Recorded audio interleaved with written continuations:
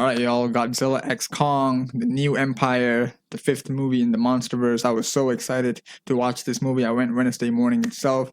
Gotta say, so far the best movie in the MonsterVerse. I know people are gonna try and compare this with Godzilla minus one, but I can't really do that because I've not seen Godzilla minus one yet because they have yet to release it here. But that's a different story. But, anyways, in terms of monster action, I would say this movie was a huge step up from all the previous movies. They finally learned their lesson that nobody gives a shit about the humans. People want to see monster movies. Nobody cares about logic in these movies. These are giant monsters. Nobody cares for the human plot or whatever's going on with the humans. So this is a huge step up in terms of monster action, and you could tell that this movie had a bigger budget just by the opening scene with Kong and Hollow Earth and Godzilla going against the I can never get this name right. Is it Skyla, the spider titan? So Godzilla facing off against that titan. All of this was before the title. Like, you could tell just by that opening they had a bigger budget for this movie. Like, you could just tell it that easily. So there were a lot of monster action in this movie. It was great. Really, like every single monster fight they had was great, and a lot of the monster action in this movie, they did not have any humans around at all. They didn't need I gotta say that too. Like, they didn't need any type of human assistance at all in this movie. Like, no airship. I mean, actually they did use, but not as much as like the previous movies with like all those warships and all. You know what I mean, right? So they had very minimum help from the humans. It was mostly just the Titans doing their thing. So, which is great. Like, really less human involvement. So the humans were only involved when it was really important. So that was cool. They didn't add in all these human characters with their like life problems or nobody cared about that. So they finally learned their lesson about that nobody gives a shit about the humans. This is a monster movie. People want to see the monsters. Nobody cares about that. So, it's a step in the right direction, with how they did this movie. A lot of monster action. Like I said, a lot of these actions did not have any humans at all. Kong versus Skar King, Kong versus versus Shimo, Kong versus Godzilla again in Egypt. Bro, Godzilla took Kong to Suplex City. Godzilla did a suplex to Kong. I was like, what the hell is this? Like, Godzilla legit did a suplex to Kong. I'm not joking, bro. He did a suplex to Kong, bro. Godzilla really, like, he evolved into Brock Lesnar, like, for a second. He did a suplex. All the monster actions were great, Godzilla as usual, he's just an ass, just going around fighting people. But yeah, still, all the actions was great. You could, like, they showed a lot of like how opposite Godzilla and Kong are in terms of their character. Like, in this movie, Godzilla didn't give a shit. He was just going around destroying everything, just killing all of these titans for like, I'm not gonna say no reason, but like, he didn't. How do I say that? Like, he didn't have no mercy, like, he didn't care about killing them. Meanwhile, the other way, Kong, he had no problem like interacting with people or the humans, and also he didn't want to kill all these animals. He only killed them when he absolutely have to. Like, even when he was fighting against the other apes, and one of the apes almost fell off a cliff, he saved that ape that just tried to kill him. Like, like, even though that ape just tried to kill him, he didn't want to let that ape like fall off a cliff. So they showed the complete opposite sides of Godzilla and Kong in this movie, and I like how a lot of the storytelling in this movie, they didn't need any dialogue. All they had was just monsters, and it was good. Like, is it possible for us one day to just get a movie with monsters, like no humans at all? Because I think it's possible based on what I saw in this movie with Kong and the baby. Like, their development, like, no dialogue at all, but it was great. I don't know how, but it was great. The connection between those two, like, the baby tried to kill Kong, and bro, Kong didn't give a shit too. Actually, bro, he used the baby to like attack all the other monkeys, bro. That was so funny. Like, they showed how the baby at first didn't trust Kong and was trying to kill Kong, and eventually they became friends, and the baby started to trust Kong and eventually tried to save him too. Like, that whole relationship was great. No dialogues, no, like nothing. It was great, and still like we can understand what is going on. Like all that, like it was great. Godzilla was great too. Godzilla, like, all the only thing Godzilla basically did in this movie is like he was going around killing these titans so that so that he could like absorb their radiation. Like he could sense that something is coming in the Hollow Earth. Him and Kong could, and he wanted to like prepare to fight. Whatever it is. Like in the beginning, they didn't really tell us what it is, so they just said that Godzilla could sense the danger, and then he was gonna absorb all these radioactive materials so that he could become stronger to be able to fight whatever it is. So they eventually revealed Skar King and an ancient Titan, as they call it, Shimo, which is an ice Titan. So I don't know how old this Shimo is, but Shimo, I gotta say, Shimo must be definitely like an ancestor of Godzilla, because they both have similar features. Because I did say, like, in the trailer, I did notice, like, the ice Godzilla. So I was saying this might be another Godzilla species, but I think they might be related in some way, because both of them have ice blast and atomic breath, and both of them have like dorsal plates, and all of them like light up before they blast them. Blast whatever, ice or atomic breath, and it like. Even for Shimo, it does the same way for Godzilla. You know how before Godzilla blasts somebody, like the his tail started to light first, right? And then eventually, it goes up to his eyes and stuff. So same thing with Shimo. That's how Shimo was lighting up before she blast Kong with the ice, or anybody with the ice. So I was like, yeah, both of them got to be related in some way. And they said Shimo was an ancient Titan, so I don't know, maybe in some way an ancestor of Godzilla species. I don't know if they're gonna go too much into that, but still, Shimo, like, I think this is a new character too, right? Because I've never heard of Shimo before. So I think Skar King and Shimo are both newly created characters for the MonsterVerse. But still, Shimo was great. Also, Skar King, I gotta say this.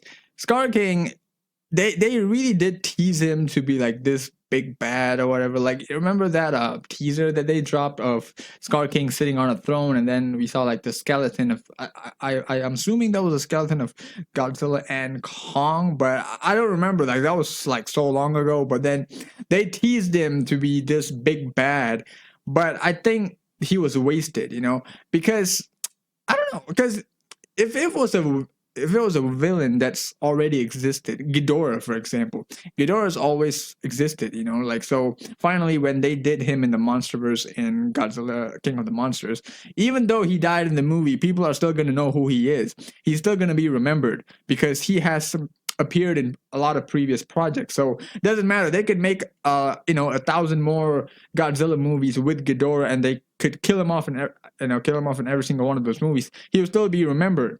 But with Skar King, he's a new villain, and it makes no sense to kill him off in one movie. Plus, there was not enough development to like make him seem like a big bad. You know what I mean? Even though when they introduced him, they did tease him to be like his traits were not really more like physical. I mean, it is, but he was not strong.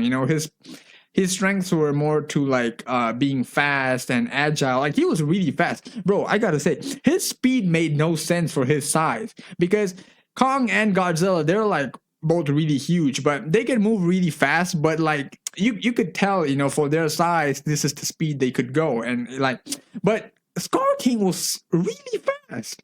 He was doing cartwheels, like he was just rolling around. Like, it made no sense for something his size to like move that fast. I'm not talking about logic here. I know logic does not apply to this movie at all, but still, like, for his size, moving that quickly was like, what? He was he was in front of Kong, and then he just like jumped on Kong's back in like 1 second to choke him out with the whip. Like, that was so quick. Like, how is this dude so fast? So his strengths were more like, Kong is strong, right? He could fight hand to hand. Meanwhile, Skar was like, he was more like athletic. He was agile. He was fast. He was smart. So I think his strengths rely more on those aspects. And he was able to mind control Shimo with like I don't even know what to call that thing. So I don't. I think I don't know. They just said it was a crystal or something. I forgot what they called it, but yeah, he had this crystal which he could control Shimo with, which was like I think joined with like a whip, which looked like a spine to me, or like yeah, I think it was a spine. So he was using it as a whip, and that was his weapon. But still, for like until the ending, he looked really menacing. But the thing is, he couldn't really do anything without Shimo. You know, I think one on one Kong could have beaten Scar King, but Scar King had Shimo. That was the only reason why. So that the way they teased him in the first teaser to be like, you know, something that's really powerful, and then him just being you know, ended up being like somebody who needs Shimo in order to beat King Kong and Godzilla. I was like, really, that's it? You teased this villain to a certain like, you know, only for this to happen. And plus I did remember them saying that Scar King was going to be really tall, like taller than Kong, but in the movie it was like the same height as Kong. So I don't know what happened there, but I think him being taller than Kong would have been great, like, you know, to see that he was that tall, you know. So but they ended up making him like almost the same height as Kong. I don't know what happened there though, because I remember seeing somewhere that they did confirm that Scar King was going to be taller than Kong, but in the movie he was not. All right, so at the end, I just feel like he was, you know, defeated easily. So pretty wasted villain for a like nobody's gonna remember him. Is my point. Like, you know, not enough build up to make him like somebody who's gonna be remembered for some time, especially since it's a new character, right? So that was the only issue I had with Scar King. Godzilla and Kong again, they faced off in Egypt. Godzilla did a suplex, and bro, I gotta say, like, this part could piss people off or whatever, but Kong, he beat the shit out of Godzilla. Like, I feel like that was like a redemption thing for Kong, because he really beat the shit out of Godzilla, because Kong was trying to bring Godzilla to Hollow Earth, which obviously Godzilla is an ass, so he doesn't really, you know, he just want to fight everybody, right? So Kong had no choice, but he knocked him out. Kong knocked him out with the gloves, and then he dragged Godzilla by his tail to bring him to Hollow Earth before you know, Godzilla eventually woke up. So damn. And but eventually, of course, they have to have like a moment where you know, Godzilla overpowers Kong, because I gotta say this, you know, like, I don't want to seem like I hate Godzilla or whatever, or I'm like a, I don't know, a fanboy of Kong, but I don't know. They're just there are just like a lot of toxic Godzilla fans out there. Even like people were trying to bring down this movie after watching Godzilla minus one. Again, I've never seen Godzilla minus one yet. I don't know how good that is, but I heard it's really good. So a lot of people have turned toxic for whatever reason after watching that movie. So they were like, you know, trying to bring down this movie. So I've seen like a lot of toxic Godzilla fans out there. So when there were a particular moment in this movie where Godzilla was stomping on Kong, exactly like in Godzilla versus Kong, and he was about to, you know, blast Kong, and then he was interrupted. So eventually, you know, Kong was saved by another character. So this one reminded me of the moment in Godzilla versus Kong where Godzilla was this close from being killed, and then he was saved by Kong. So I was like, this is literally the same thing. But and then again, people are gonna say that, oh look, Godzilla almost killed Kong if it was not for this character. So I was like, there were some things that in this movie that was put purposely just to please Godzilla fans, you know, to not to piss off some of these fans. And also man, what was the other one? There was another one too, which reminded me of something in Godzilla versus Kong, where I was like, this was definitely put in this movie just to please Godzilla fans, you know, to not show Godzilla to be weak. Oh yeah, it was damn it. Yeah, Kong, he was being thrown around by Shimo, which is similar to how Godzilla was being thrown around by Mechagodzilla. So there were some things that I was like, yeah, they definitely did these things to, you know, please Godzilla fans, or at least the toxic ones. So yeah. All right. Anyways, the human characters, they were they were there for only like when they were important to the plot, except for one character, which I will get to. The girl was, the little girl from Skull Island. She was good in the last movie. In this movie, she had a much bigger plot or role to play, and like they kind of connected her to the people living in Hollow Earth, where like those were like her ancestors, I guess, or I don't know, the same people. And then there was the lady from the last movie. There was this new dentist guy called the Trapper. I liked his character actually. He was a pretty dope character. So what I thought was good is that they finally follow just one group of humans, unlike the last movie where they followed two groups of humans, which the other group was completely useless. They didn't do shit. That you could just do those scenes without them, and it wouldn't have changed anything. So, which brings me to the next character. The character's called Bernie, right? He was in the last movie too. He was the podcast guy, the engineer who wanted to find out what secrets Apex was hiding. So he was in this movie too for no reason at all, and his character was like literally the same as the last movie, where his character is literally just pointing out stuff. He was always like, "Oh, look at this. This is this," or like I'm like, "How do you know all this? You just got here." Like in Godzilla versus Kong, right? He saw the Ghidorah skull, and there were like a bunch of tubes lighting up, and he was like I forgot what he said, but he said something like he somehow knew what was going on. I was like, how do you know? You're seeing this for the first time. It's just like it's a giant skull with a bunch of tubes connected to it. How do you know what's happening? And it's the same in this movie too, where they were in Hollow Earth with the Hollow Earth tribe people, and they were trying to like connect, like not really connect. They were trying to drop two pyramids together, which would I guess like turn off gravity in that area, and like he somehow understood the process. I'm like, how do you know? You just got here. How do you seem to know all of these things for somebody who's seeing it for the first time? So he was that guy that was just put in the movie to like explain certain things that the audience wouldn't understand. That's basically his role, and he was also like the comedic guy of the movie. So other than these two, he did nothing in the movie. He was just there. Like same like in the last movie, him, the girl from Stranger Things, and the other kid, like they were there in the movie for no reason at all. So for I don't know. So yeah, so the human characters were all right. They were only following one group of humans. Finally, they are learning their lesson about the human characters, because nobody cares, all right? Nobody cares about the human characters going through a tough times at school or at work or family problems. Nobody cares, all right? This is Godzilla, this is King Kong, Skar King, whatever monsters, give me those. Like, the thing that pisses me off the most with the previous monster movies is that, like, the fight would be going on, and then they would just change the frame to the humans. Like, I don't want to see them. Show me the monsters. There's literally a fight going on right here, and you choose to show me the humans. Like in this movie, they did that really well, by the way. Like, they didn't really show humans that much mid-fight. They usually show them once the fight is over, or like once they're like a little opening maybe in the fight for them to actually change the frame. Only then they show the human characters, and that too for something important. So I like that actually. Like, why?